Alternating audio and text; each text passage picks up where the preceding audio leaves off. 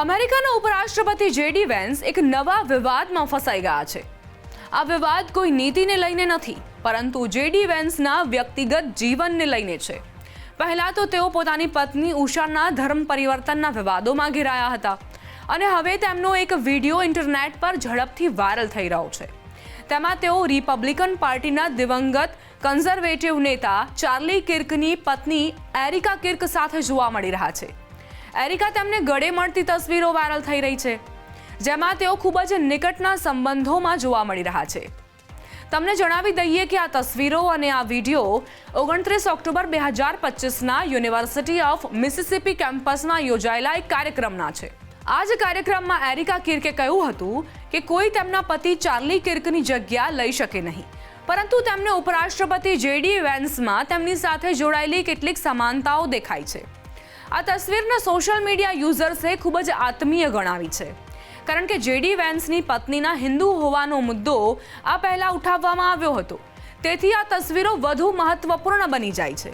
Areca કિર્કે મંચ પરથી કહ્યું કે કોઈ ચાર્લીની જગ્યા લઈ શકે નહીં, પરંતુ મને જેડી વેન્સમાં કેટલીક સમાનતાઓ દેખાય છે.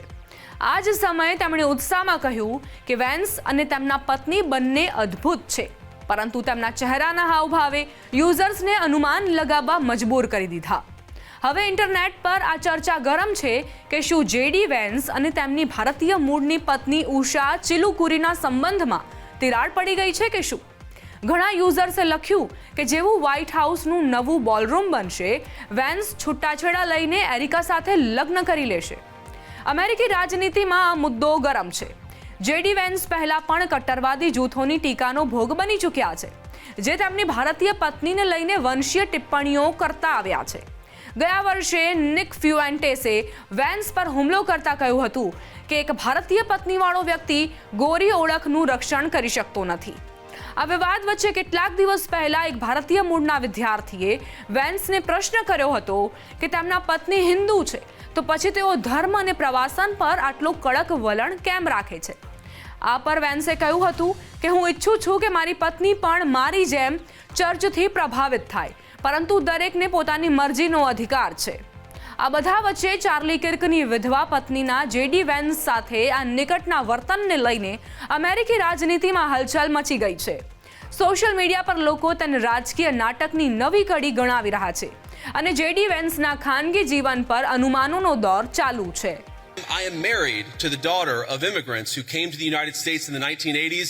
I do believe that some immigrants, many immigrants do in fact enrich the United States of America. But here's the problem. We don't even know how many illegal aliens we have. We don't even know. The best guess is probably 25, 30 million people. I've heard estimates as high as 50 million. When something like that happens, you've got to allow your own society to cohere a little bit, to build a sense of common identity, for all the newcomers to assimilate, the ones who are going to stay, to assimilate into American culture. Until you do that, you've got to be careful about any additional immigration, in my view.